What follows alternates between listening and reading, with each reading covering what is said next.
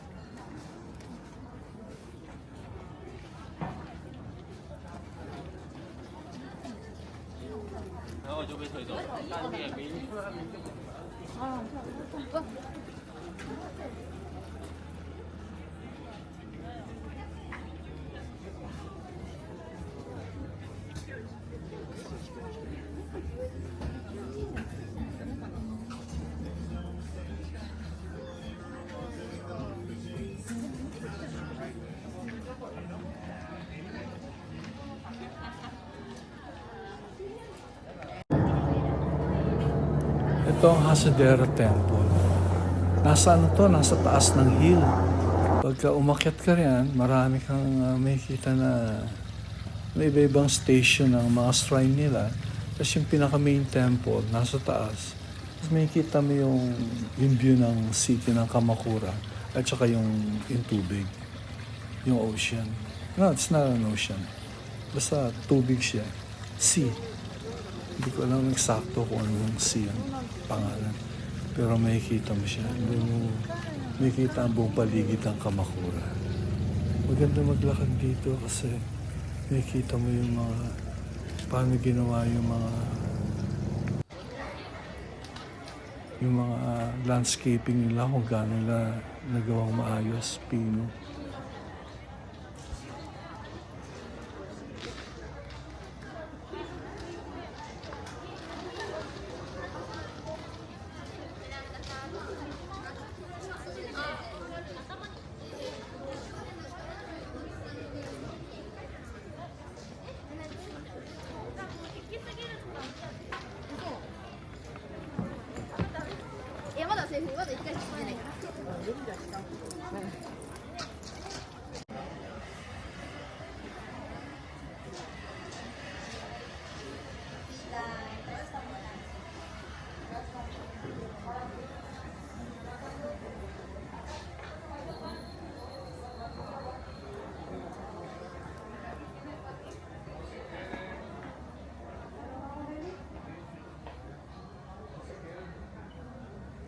Będą u źródeł, czyli India, był mężczyzną. Potem w Chinach buddyzm narodził się w Indii.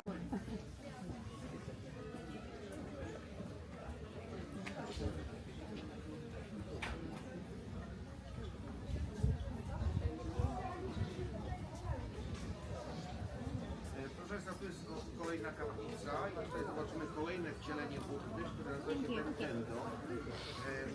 Ten Buddha jest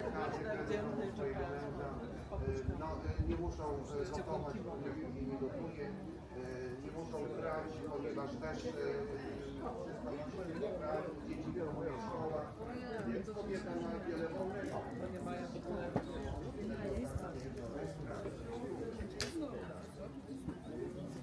No i to jest taka, że kobieta może zajmować się domem.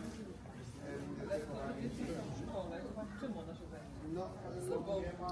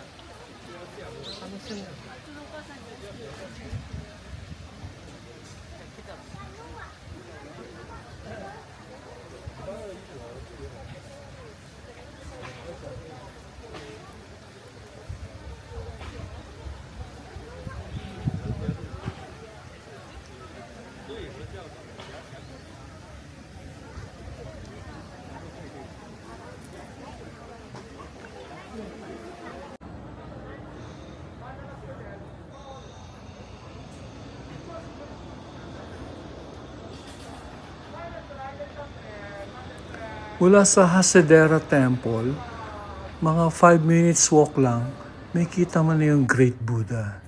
Eto ngayon, naglalakad ako papasok doon. Nagsimula ako sa likod, papunta sa harap, hanggang marating ko yung Great Buddha.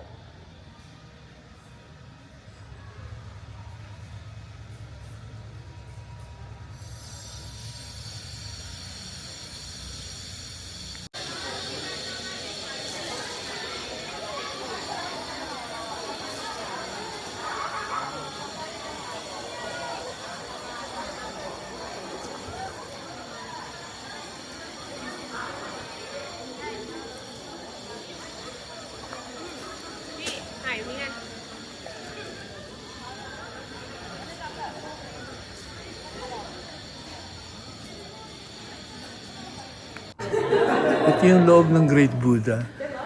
Pwede kang pumasok dito, magbabayad ka ng 100 yen. Nung pumunta ako, yun ang singil nila. Ito yung loob niya, yung sa ilalim. Mamaya mapakita ko naman yung sa harap.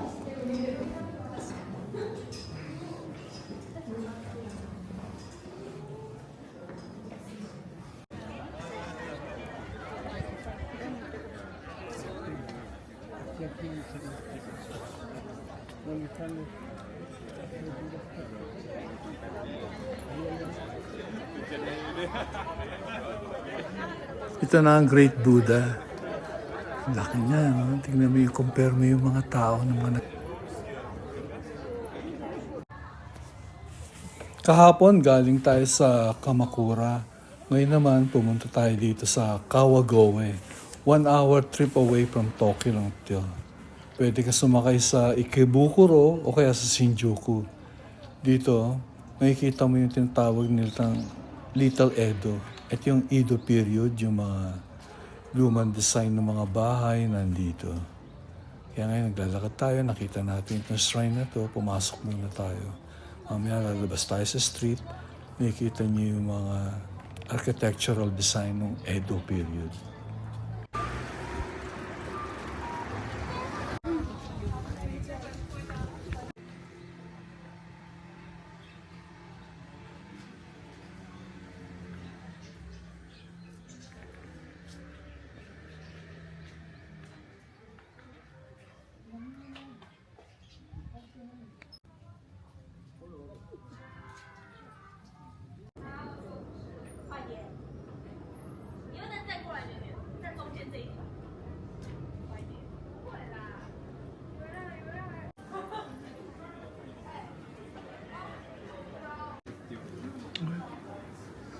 Thank you.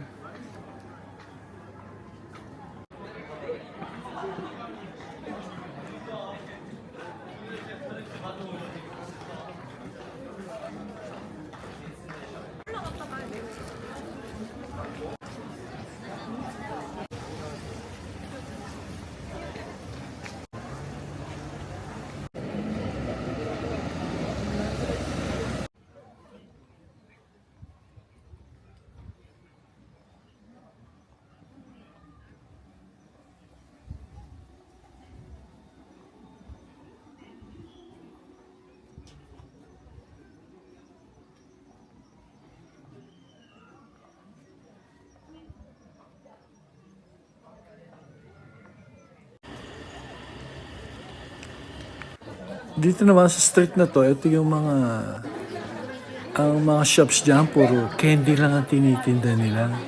Kaya madalas maraming bata rito, nag-ano sila, field trip, galing sa eskwela.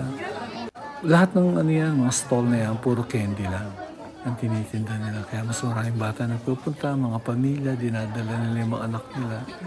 Yung mga turista, curious din, pumupunta rin.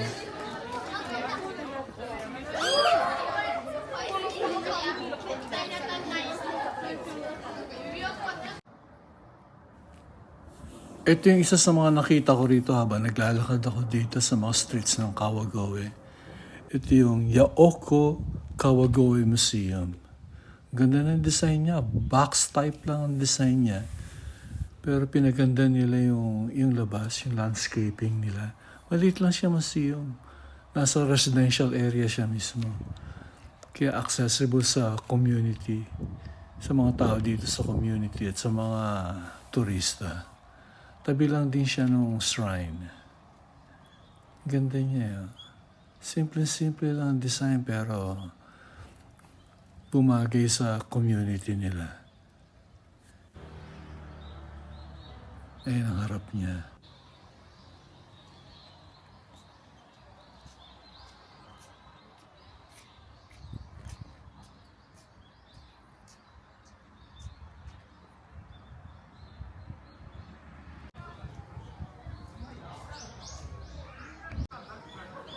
Ito naman ang Hikawa Shrine.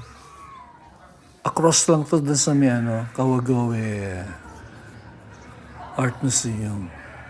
Ganda rin maglakad dito. Meron sila mga ceremony ginagawa rito para sa mga bata. Susuot sila ng yung traditional clothes para sa mga bata, pinagsusuot nila. At dinadala nila dito. At meron silang mga parang ceremony, yung ritual na pinaperform para sa mga bata.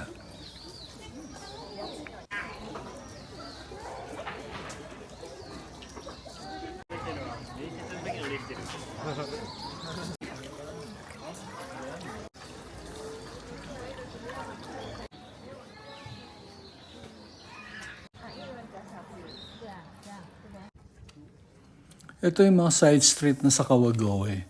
Nakita ko may mga sila rin may mga outreach program para sa community nila. Ayan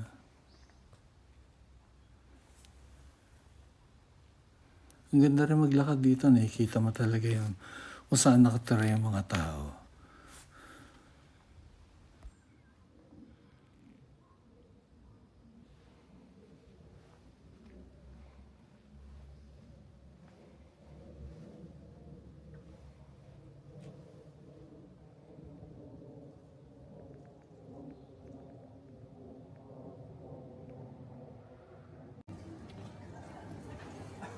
Ito yung tinatawag nilang Little Edo. Yung period sa Japan, yung Edo period. Yung mga old-fashioned building, yung mga old architectural design nila. Ito, malapit lang ito sa Tokyo. Hindi mo na kailangan pumunta sa Kyoto. Dito lang, ma-experience mo na yung mga building na ganyan, maglalakad ka. Maraming local na nagpupunta rito kasi community nila to.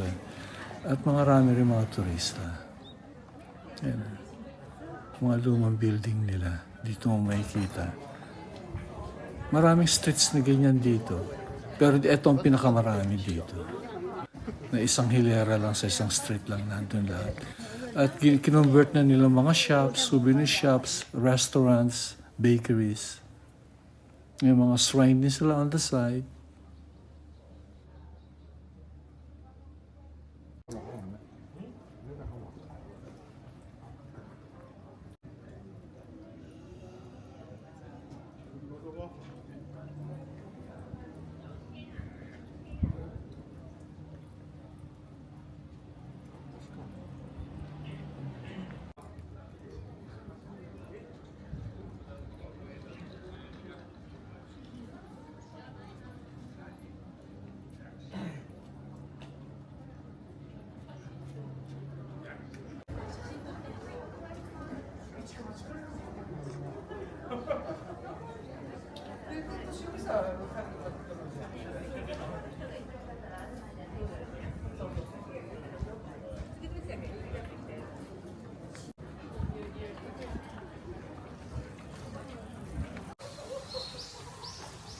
Ito naman ang Kumano Shrine. Nasa street lang din siya. Nakikita mo siya.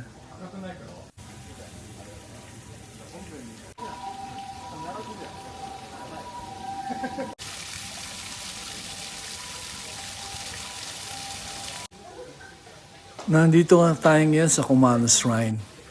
Nasa tabi lang to ng street. Nakikita mo habang naglalakad ka. Meron dito lalakaran mo yan para ma-stimulate daw ang ano mo, ang acupuncture points mo para maganda rin yung para sa wellness, well-being mo. Kapag ganda raw ng feeling sa katawan.